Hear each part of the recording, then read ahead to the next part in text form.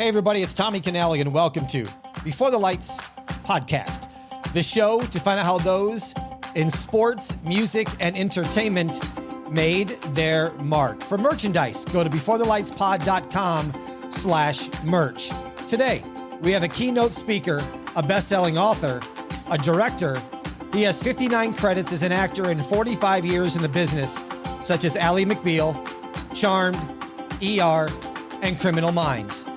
He played Henry Mitchell in Dennis the Menace Strikes Again and has appeared in several horror films. He's best known as John Kinsella as the late baseball player and father to Kevin Costner's character in the movie Field of Dreams. Please welcome to the show, Dwier Brown. Dwier, welcome to Before the Lights. Thank you, Tommy. Good to be here. Before we get going, today's show is brought to you by Aroma Retail Scent Your Space with 3 scent machines such as the Professional that can cover up to 15,000 square feet of space and hook into a ventilation system. The Home Unit will cover up to 2,000 square feet of space, and a travel machine that's made for single offices, restrooms, conference rooms, and break rooms. With over 80 scents to choose from, such as the Mood Collection Wellness Scent, Seashore, the Wine Vineyard, or Winter Woods, go to the link in the show notes and then use code LIGHTS10. That's LIGHTS10 to get 10% off of your order. Dwier, you grew up on a farm in Ohio. I understand as a child, did that home have an outhouse? Yeah. I done the early part of my life in kind of suburbs in Ohio and Pennsylvania. And so when my dad decided to move us out to this 150-year-old farmhouse that was essentially a tear down, I mean, the farmer threw it in for free with the 52 acres we were buying.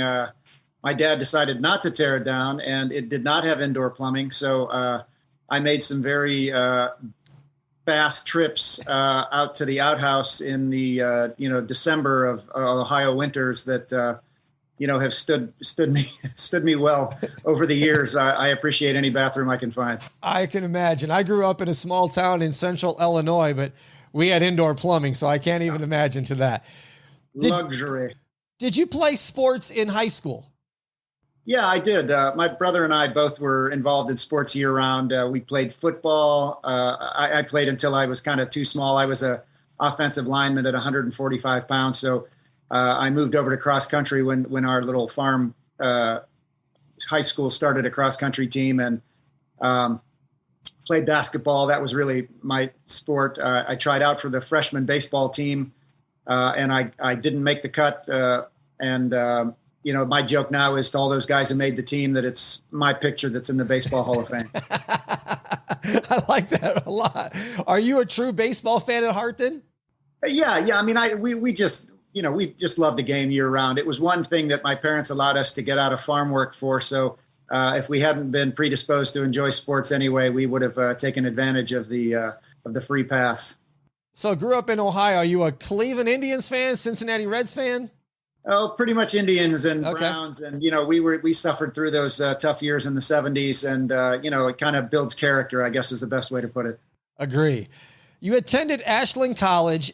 How and when did you decide to start pursuing acting?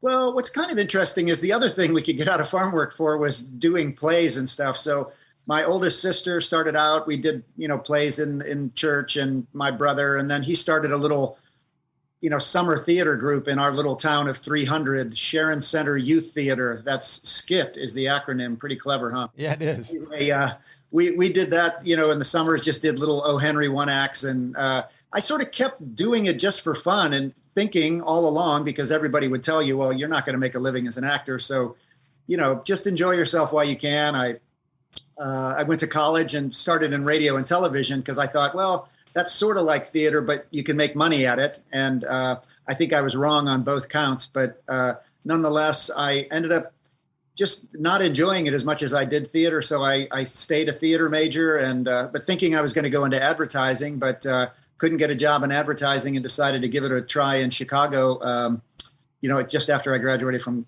college. And, just sort of kind of got lucky right off and got bit by the bug and stuck with it.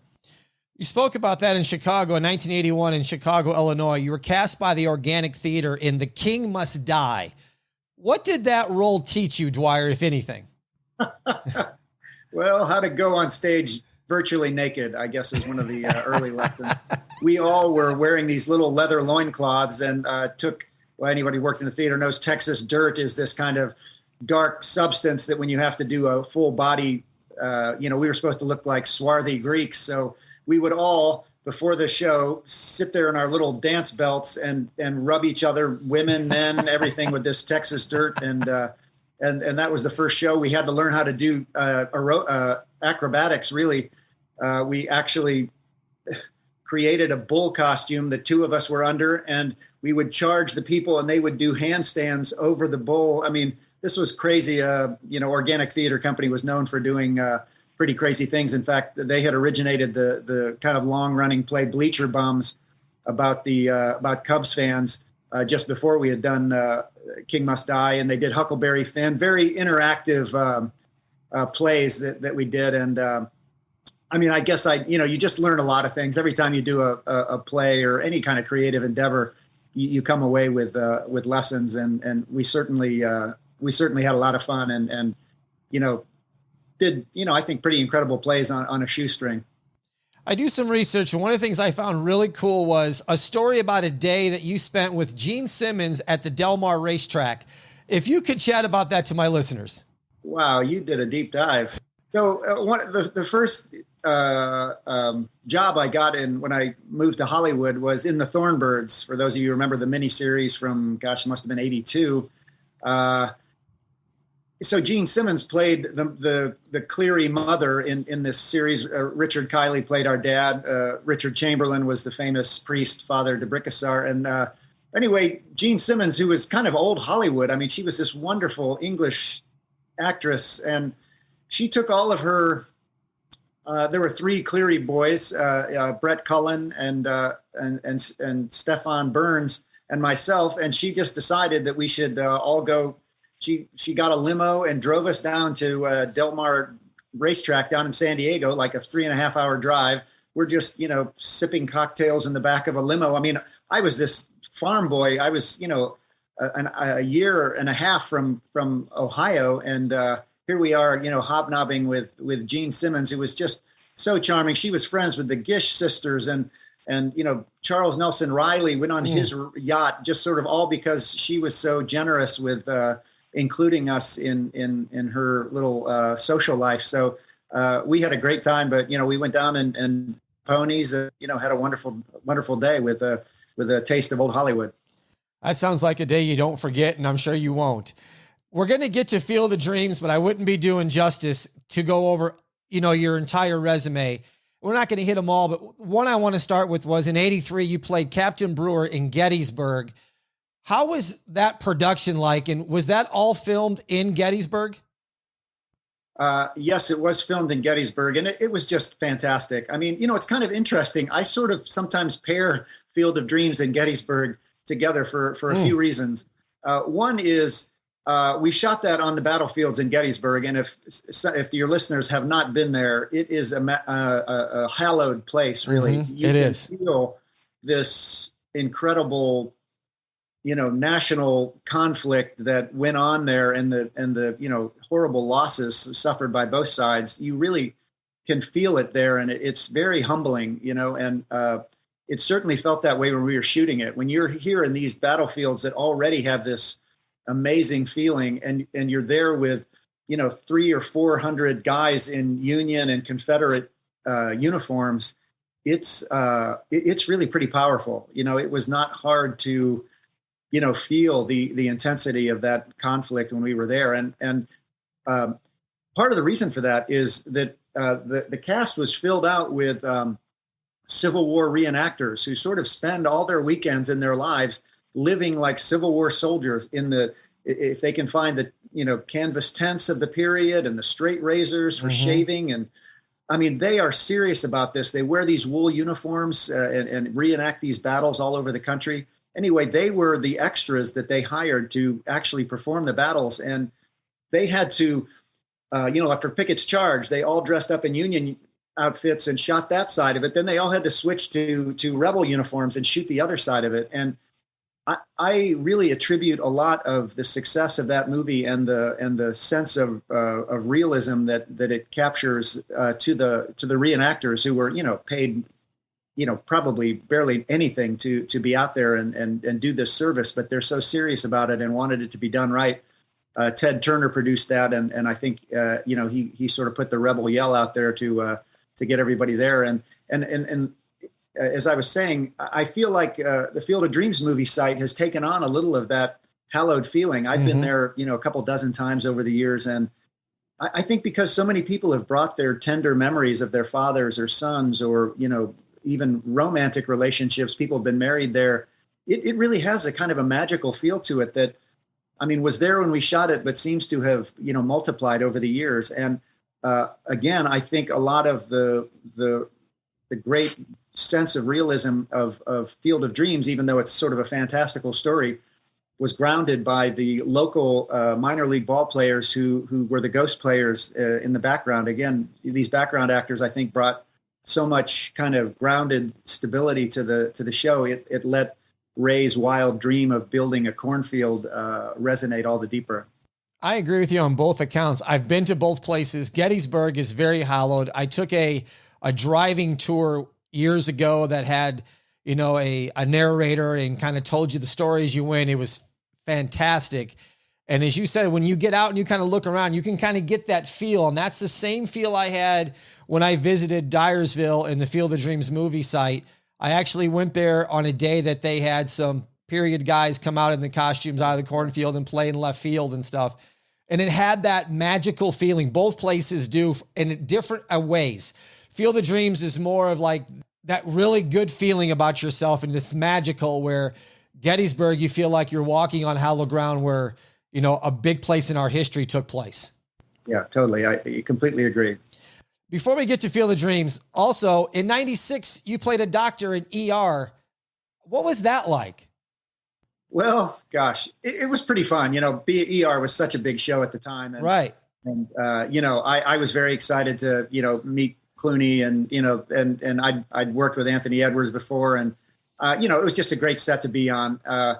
Unfortunately, I played a doctor who had been in a car accident. So I had this huge gash, makeup on my head. And it was, so my only regret was that for lunch break, Clooney would usually go out to the basketball courts they had there at Warner Brothers Studio, or was it? Yeah, Warner Brothers, and play, pickup games, with a bunch of other people who were just on set. And because I had this stupid gash on my head, I never got to play basketball with Clooney. So anyway, that's, small regret. It was a great series arc. I did 3 episodes, and it was the highest rated episode of ER at the time. So anyway, small bit of pride there, I guess. Your resume is really remarkable. When you talk about the shows you're in, I did in the intro and the ones we've gone over. You also were in Murder, She Wrote, CSI Criminal Scene Investigation. And then you played Sheriff Kyle in Touched by an Angel, another really kind of cool project as well. So, I think your resume doesn't get enough credit, Dwier, because everybody's so focused on Field of Dreams, but the work is outstanding. Well, thank you. I appreciate that. I sort of had a sense early on that I didn't always get the parts I wanted, but I really got a lot of quality projects. I got to work with, I worked with Barry Manilow, which is just odd in his Copacabana.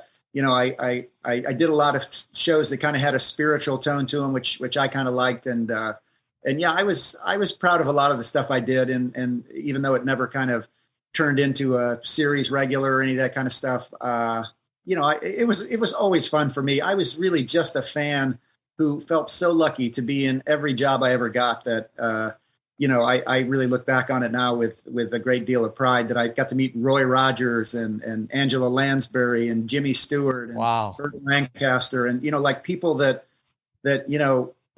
were just icons in my era. That's awesome. 1989, the casting process of Field of Dreams. You were one of 300 that I understand included Jim Carrey, that could also possibly play John Kinsella. You were 29 years old at the time. I also found that Robin Williams at one time might have been considered to play Ray Kinsella, and you'd come close before in landing some pretty big parts. Tom Cruise got the part over you in Risky Business, and Brad Pitt gets the job over you in Thelma and Louise. So when you mentioned Tom Cruise and Brad Pitt and Jim Carrey, what did you feel like when you walked in that day for that audition? Well, for Field of Dreams, or what was then called Shoeless Joe, I mean, I had read the book in college, so I was really primed to want a part in that movie. I remember wishing I could read for a bigger part at the time. And partly that is because in the book, which I was familiar with, John Kinsella is introduced in the first chapter and kind of has an ongoing truncated conversation with Ray throughout the thing. So there isn't the drama of his appearance at the end of the movie, which was just a brilliant move on Phil Robinson's part when he adapted the book into the screenplay. And it made all the difference. It was just, I mean, I think even W.P. Kinsella, who wrote the book, realized that he probably should have done that. It was such a smart move as far as creating this drama, and this, finally being, if you build it, he will come, wasn't referring to Shoeless Joe. It was referring to his dad. And anyway, that made all the difference as far as it being I think a memorable part, and certainly having a larger impact than the 5 pages of actual scripted material. The scene where you walk up to Kevin, introduce yourself, and shake hands, to me, kind of sets the tone for the remainder of what's going to happen behind it. If you could, what do you remember about that scene? Because it seems like that's kind of where, it really starts to pull you in if you're thinking about your father or something, that here is this guy who built this field, and all of a sudden here comes his dad, and he's going to introduce himself and shake hands for the first time in many years and introduce him to his granddaughter. Well, I've always had a very active imagination, growing up on a farm and being sort of a sensitive, artistic type, you learn to kind of daydream quite a bit. And I think, really it wasn't hard for me to imagine that if, let's say you had a life of whatever it was, and you got a chance to be alive again, to see the world again. There's a great play, Our Town, where Emily gets to come back and relive just a single day of her life, and just smell the toast and all the tiniest things that we sort of take for granted. And so it was easy for me to kind of be on that farm, because I'd grown up on a farm, and be walking and kind of taking in, wow, this is another chance for me to see this, and really be confused. I mean, is this heaven? Or, so it wasn't a far leap for me, because I think I have a imagination, and I really do believe in, that there's a perfect world out there. And so, I did a lot of my acting work on it, with kind of internal stuff, but nonetheless, coming up to Kevin that first time, and not, as a character, not understanding what was happening. And if I touch his hand, will I disappear, or will the field disappear? Or it really helped me to keep a very tenuous feeling in the scene, as my character. And when he sort of almost says, this is John, I kind of shoot him a look like, okay, can we not say father? Or, and I don't know if a lot of your fans know, but in when we shot that movie, later on, when we have the catch, Ray actually in the script says, hey, want to have a catch. He doesn't say the word dad there. And we sort of played it as actors. Kevin and I talked about it a lot on the set with the director, Phil, that we sort of were dancing around this, gosh, if we say the word dad, or will this make this all disappear? Or, you see when Amy Madigan invites Shoeless Joe in for coffee, and he says, I don't think I can. And when, of course, when Moonlight Graham steps across the first baseline and steps into being Doc Graham again, there's rules to this field, this magical field, that none of us fully, I think, understand. So what happened was that they shot the movie and were having test screenings, and everybody loved the movie, but they said, gosh, it sure was cruel that Ray didn't tell his dad that he was his son, and I think Phil was kind of amazed that people hadn't kind of sort of deduced that, but they ended up in looping in post-production, putting in the word dad. And you'll notice when Kevin is saying the words, hey dad, the shot is on me, because his lips didn't say the word dad. So they couldn't use his face in that moment. So anyway, it was I was grateful to be able to play it with the subtlety that we had intended, but I'm very grateful that, that they added that. For anybody who would have been confused, it would have been a terrible thing for people to leave that movie disappointed that they hadn't kind of fully made the connection. The musical score adds to it. It just brings that element to the forefront.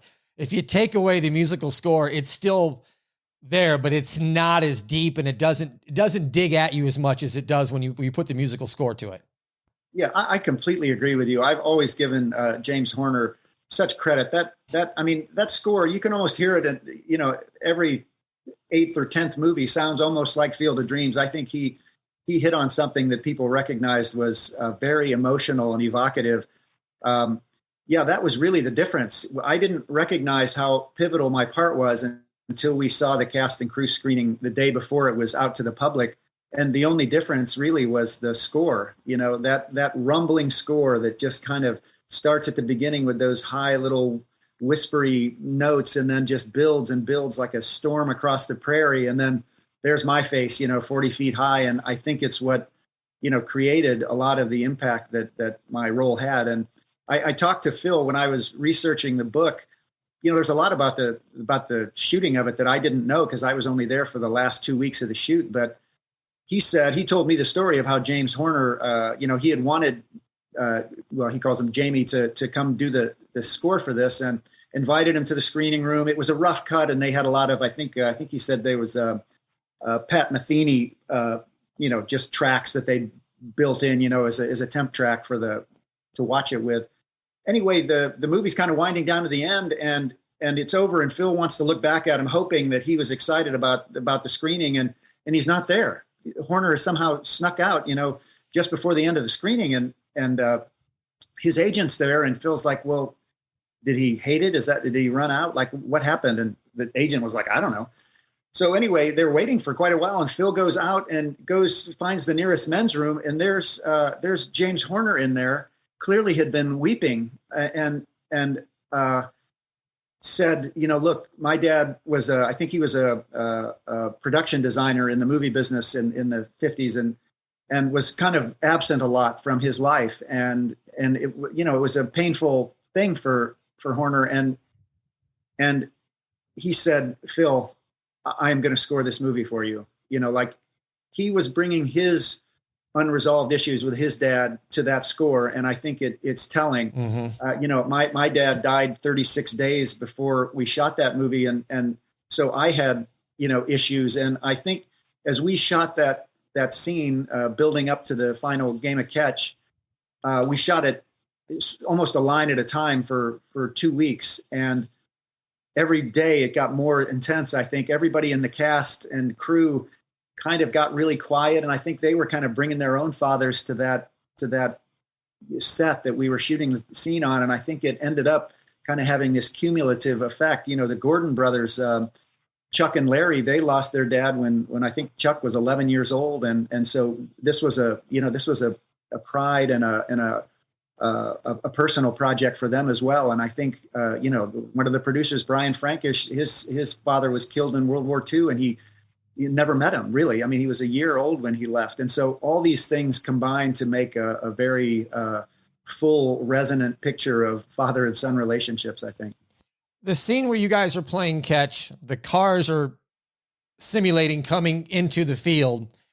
How many takes did you guys do that? And is it true that I understand that they had everybody on an FM radio, and when they did one of the takes, it didn't look like they were moving, so they had them flash their lights to simulate that they were moving through the corn?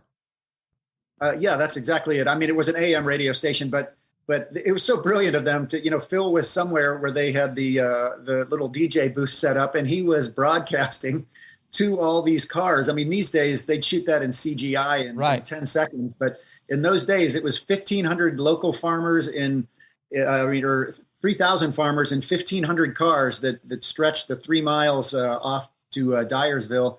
And, it was the biggest shot of the movie by far. A lot of money. The guy hanging out, Davy Jones, camera extraordinaire, was hanging out of the helicopter with his camera on his shoulder. And they had blacked out 5 other baseball fields that were within view because Dyersville's a big baseball town. So they blacked them out. The train station was They made them black out for that evening, and the whole town was under a blackout order so that it would have the more dramatic effect. So it was a big deal. They spent all day preparing for that one scene. We thought we would get one take at it because they had to match the just after dusk that we had been just playing catch in. And now supposedly this is continuous. It had to be light enough to match that, but it had to be dark enough that you could see the headlights. So it was very touchy, and like I said, we thought we maybe have one take at it. And so they get this whole thing going. They're waiting. It's so close. They get the rotors going on this. Everybody says action. You can't hear a thing because of the thing. They're just, Kevin and I, they just said, keep playing catch until the, the helicopter lands or something, So we're just prepared, and, the rotor wash is blowing like crazy. I'm thinking, oh my gosh, he's going to blow the ball. We're going to drop it. And I was thinking, oh my gosh, what if I drop the ball?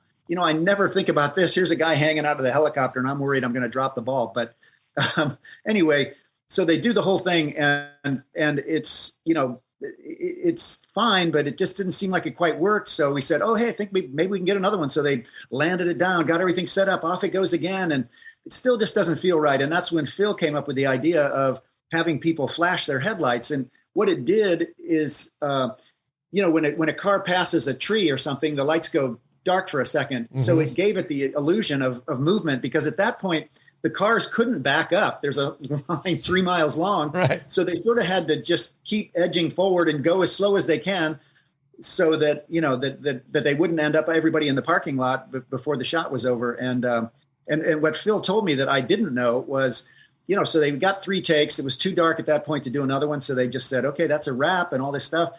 They get back to LA a week later. The film's been developed, and they're watching it in the screening room. And so there it is, the take, that looks great. They're playing catch. It goes up and there's black. It goes completely black. And they're like, where's the headlights? Run the second one. So they run the second one, pan up, black, same thing again. And they're like, oh my gosh, we can't shoot this again. This was like the money shot. They do the third take, and sure enough, there's the headlights, and the flashing on and off, in fact, did make it look like the cars were moving. So it was perfect. And what they figured out later is the assistant camera operator was supposed to, when they pan up from the field, which is bright, into the darkness, he had to open the iris of the camera so that you could see the headlights going off into the distance. Well, in all the confusion, and I cannot blame him, hanging out the side of a helicopter, he turned it the wrong way. He shut the iris down, blocking out any light from coming in. And so the take didn't have any of the headlights in it. And the first 2 takes, and by the third take, it was comfortable enough or whatever. And anyway, they ended up fortunately having that one single take that was the best take of the 3. And, it's just one of those other miraculous things about that movie that probably should never have happened, but, was obviously meant to be. You had mentioned, you've said it, I've said it. It's a question I've thought of. We all talk about want to play catch, but in the movie, it's want to have a catch. Was that done on purpose? Because is that what W.P. Kinsella had in the book, or was that something that was changed on location? Well, it's interesting. It's one of the only lines that Kevin and I, we talked about, and we're like, hey, does this sound weird to you? If you ever say have a catch? And Kevin's like, no. I mean, I grew up in California, and it was always play catch. And I said, yeah, me too. I'm from Ohio. We never said have a catch. And we, at the time we sort of thought maybe Phil, didn't understand sports language. And we decided we would go talk to him about it, and just, make a little pitch for maybe just saying, hey, want to play catch? Well, we went to him, and he was, Phil grew up playing baseball, and he's in Long Island in New York. And he said, no, that's the way we said it there. I want to have a catch, and I'm not changing it. So we were like, okay, Phil, no problem. All right. And in retrospect, I'm really grateful that he stuck to his guns on that, because whenever you hear have a catch, for those of us who grew up in the rest of the country, you immediately associate it with the movie, which I think is kind of great. Mm-hmm. It has its own kind of life as a unique catchphrase, I guess, from the movie. And the other thing, it's sort of appropriately a little more poetic. I think play catch is a game, have a catch is an experience. And I think, in the context of the movie, that's really more appropriate. What they communicate in that little game of catch is much, much more than a game. When did you realize this movie was having the impact that it has over the last 30 years? Because it almost was released straight to video and only came out in 6 theaters. So when did you realize that, man, this is really something? Well, yeah, I guess it was really when, a couple things happened. One, just after the movie was released, Phil, the writer-director, and the producers, the Gordon brothers, asked me to come to Westwood that's where UCLA is in West LA and Hollywood, to come there and watch the movie. And I was like, Phil, are you crazy? You have been looking at this movie every day for 10 hours for a year. Aren't you sick of this thing? And he said, no, please come out. And I said, well, I'm doing a play right now. I might not be able to make it. He said, just come for the end. And I was like, I thought he'd changed something. I thought maybe he had changed the ending and wanted me to see it. So I was like a little trepidatious because I thought, geez, if he cut any more of that scene, I'm not hardly going to be in it. But I ended up going in and coming into the movie theater at the end. Everybody's there. It's kind of quiet. It's packed theater and one of those big cinemas in the old days. And as I watched it, I was, a little uncomfortable seeing my face up there this big and people around me. I could feel that they're kind of weeping. You can feel people's shoulders kind of, and people are a little sweaty and uncomfortable, and the movie finishes and nobody gets up. The credits are rolling and everybody's sitting there, which is unusual even for Los Angeles, where sometimes you get people who will stay for the credits. But and it just went on. The credits finished. It goes to black. The lights come up a little bit and people are still, you can see that they're kind of heaving and particularly the guys were all, arms on each other's shoulders and then as they start to get up, you can see they're like wiping tears, and these big athletic guys who probably had these intense relationships with their dads were unable and too embarrassed to get up and leave until they pulled themselves together. And I was so grateful to Phil for allowing me, just telling me about it. I would never have known otherwise. Probably I wasn't going to go see a movie I was just in. So, and it's a completely different experience watching it, when it came out on video but in those early movie theaters where people didn't know anything about it because Universal didn't put any money into advertising, and you couldn't really tell people what it was about because it was just too weird. And I couldn't tell anybody, I play Kevin Costner's father. They'd be like, wait a minute, you're younger than Kevin. How does that work? So it was very interesting. That was one thing that made me go, wow, we have found something here. And the other is when I just started getting recognized, because I'd been in Hollywood for, 6 years or 8 years or something. And I hadn't had that experience. And it was so clear. People were like, they would just hone in on me. It didn't happen all the time, but every couple months, somebody would come up to me and say, you're that guy, aren't you? And I'd be like, what guy, and then they would proceed to tell me, how much that movie meant to them, that that they'd had a terrible falling out with their dad and hadn't talked to him in 5 years. And when that movie came out, they just, dragged him to the movie theater so that they could, patch up these things, or that they changed jobs, or, just these tearful, I can't tell you, I felt like a priest hearing confessions maybe that they'd never told anybody else before. And, because I'd lost my dad, I, of course, was kind of open to the transformative power of this movie and always tried to be present and as supportive as I could be.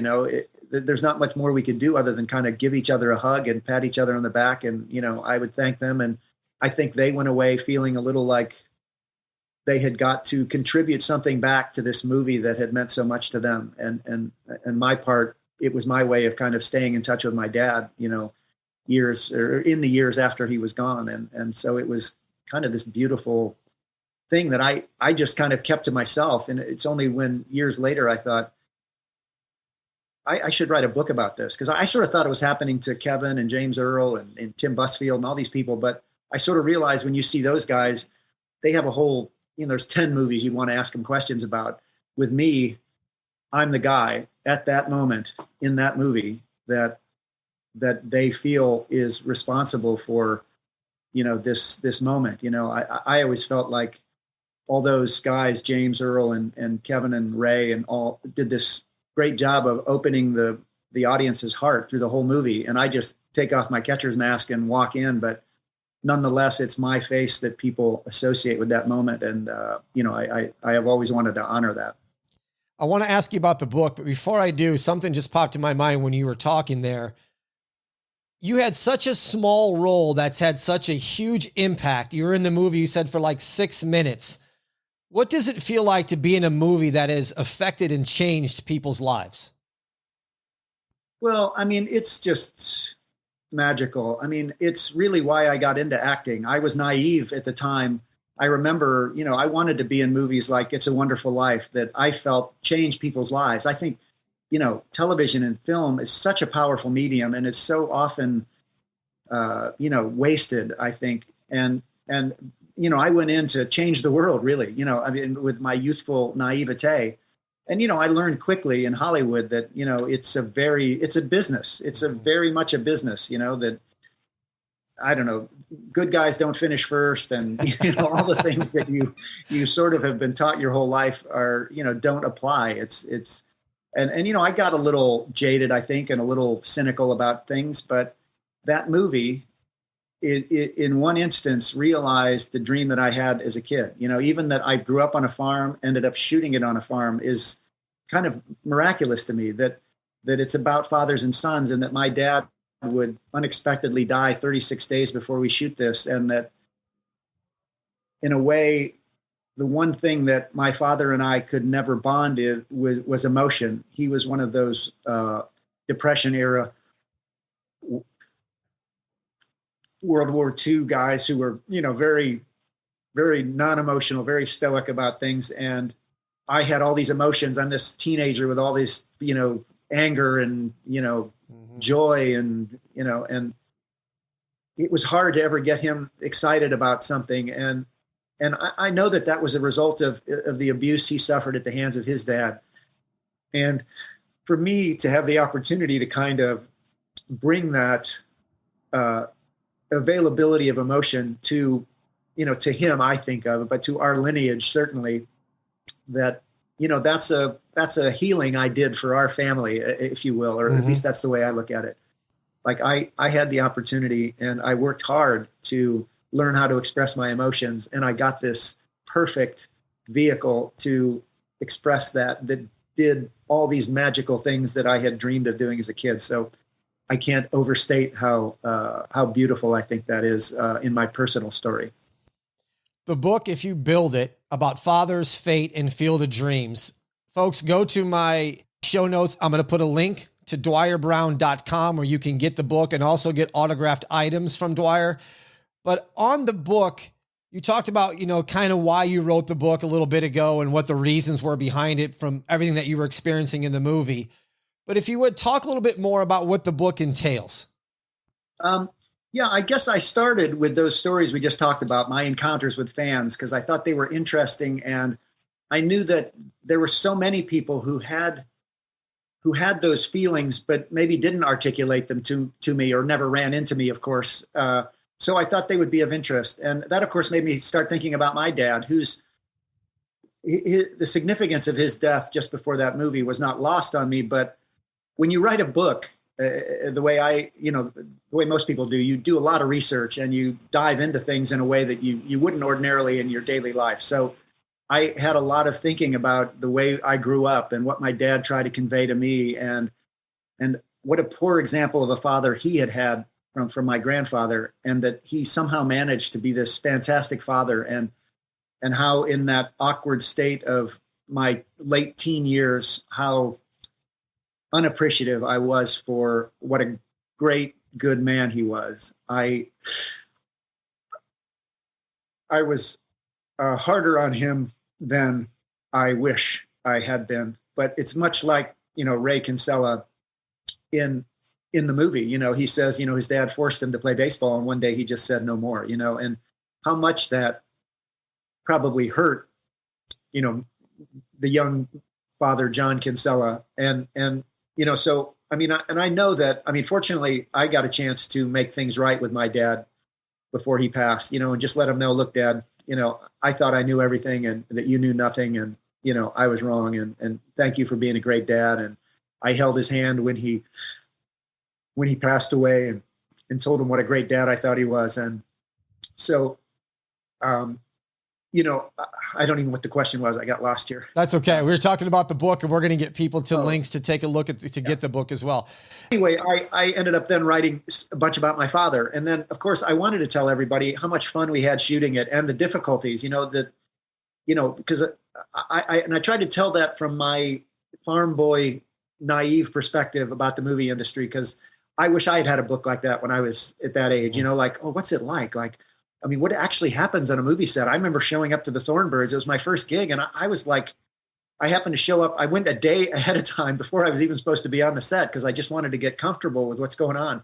And we were shooting in Simi Valley, and I happened to show up at lunch, and, they give me a tray, and I'm getting food from this food truck. And I'm like, what the heck? And I'm standing there like where they had the tent set up outside. And I just realized, I don't know anybody here. Who am I going to sit with? And I suddenly felt like this kid, at a new school, because I had changed schools several times when I was a kid. And, you end up at the new school and you got nobody to sit with at lunch. It's like the most horrifying, embarrassing situation. And, fortunately, Richard Chamberlain was kind enough to say, excuse me, would you like to sit here? And I look over and he's in this priest guy, this beautiful man.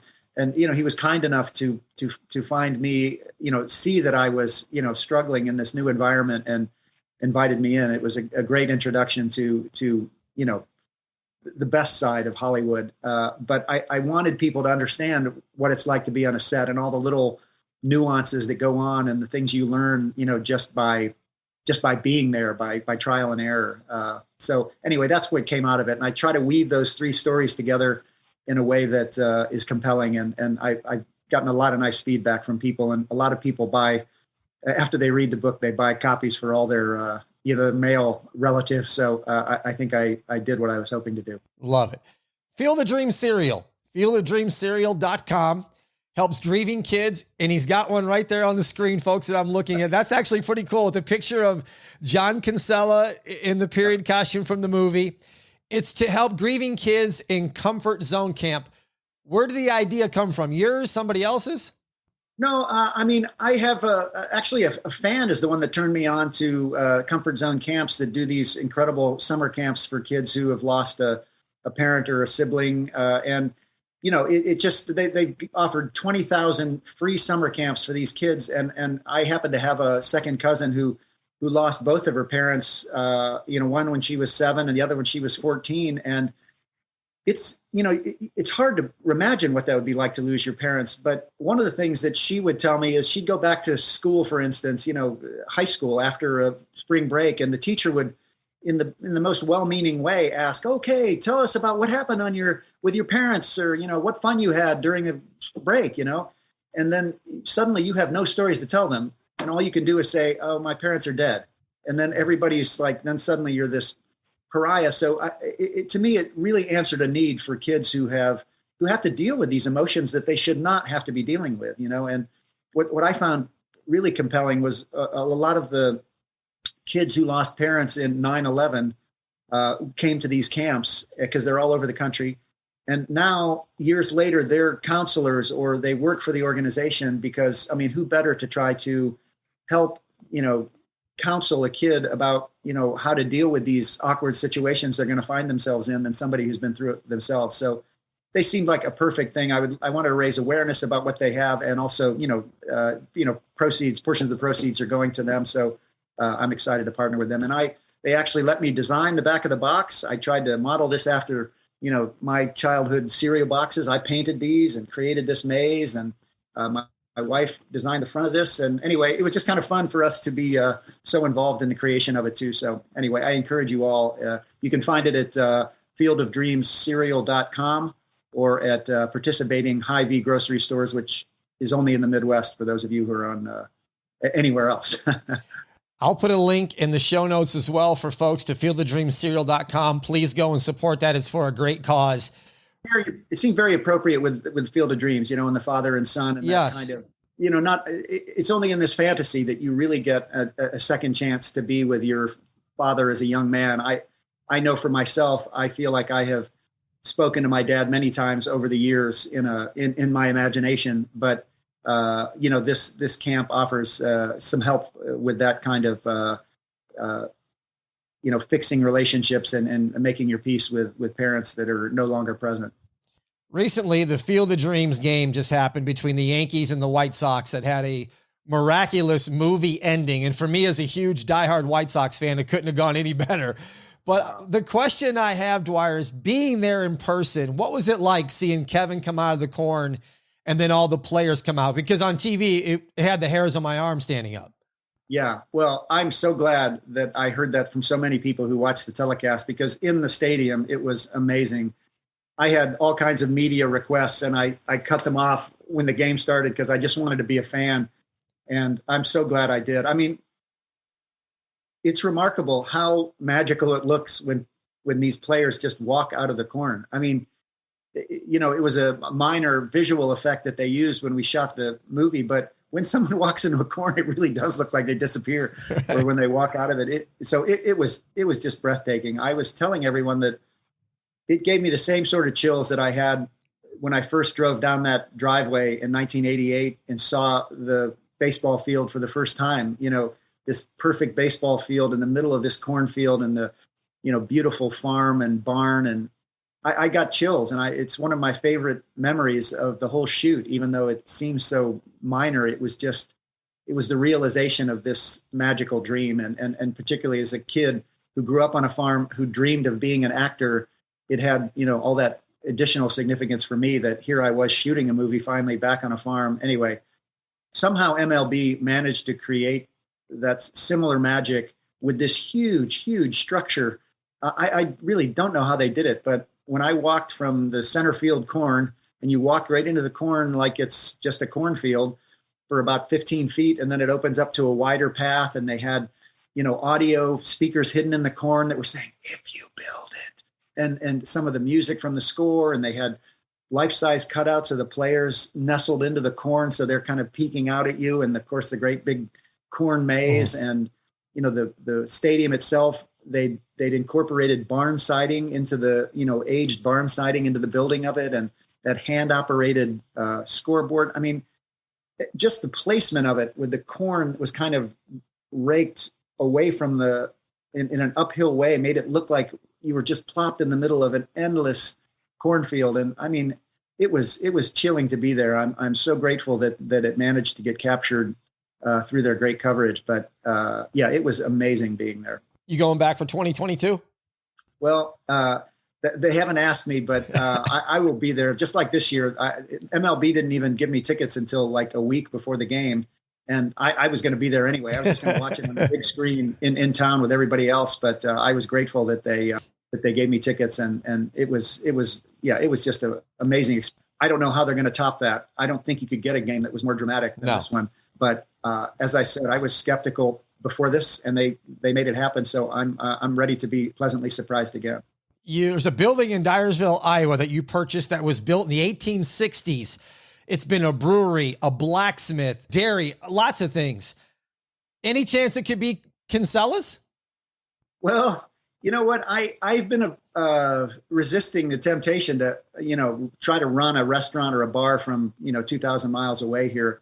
I'm really just hoping to make it a really cool place for somebody else to, build in their dream. I'd certainly, entertain ideas of partnering with them, but this building is so cool. It's got these stone caverns underground where they used to store the barrels of beer that, are 60 feet long and 20 feet wide. And wow. I mean, and just beautifully crafted limestone, and the building itself is limestone. And we've been sandblasting it and kind of uncovering the historical changes. There's different colored bricks, and you see windows that have been stoned over, and it's just been a labor of love, and all my construction work that my dad forced me to do when I was a kid has come in handy. And, it seems like, again, a perfect fit for me, and it's going along great. And it's really a cool building. So I'm open to whatever happens with it, but it's been fun to kind of give back a little to that beautiful little town that has played such a large part of my life. Yeah, it could be something really special for that town. And what's special to me is time. Dwier, I thank you for yours being on Before the Lights, talking about your journey, the movie, everything else. And I appreciate you being so open about your relationship with your father. It means a lot to me. Oh, well, you're welcome, Tommy. I think we're all, it's always worth shedding a tear or so over our dads. They did a lot for us, and people get embarrassed by it, but I mean, gee, why not? They deserve it, I think. Anyway, thank you for your time. Absolutely. Folks, please follow us on Instagram at Before the Lights Podcast. Thank you for listening to Before the Lights. I'm Tommy Canale. And until next time, everybody, a salute, a chin chin.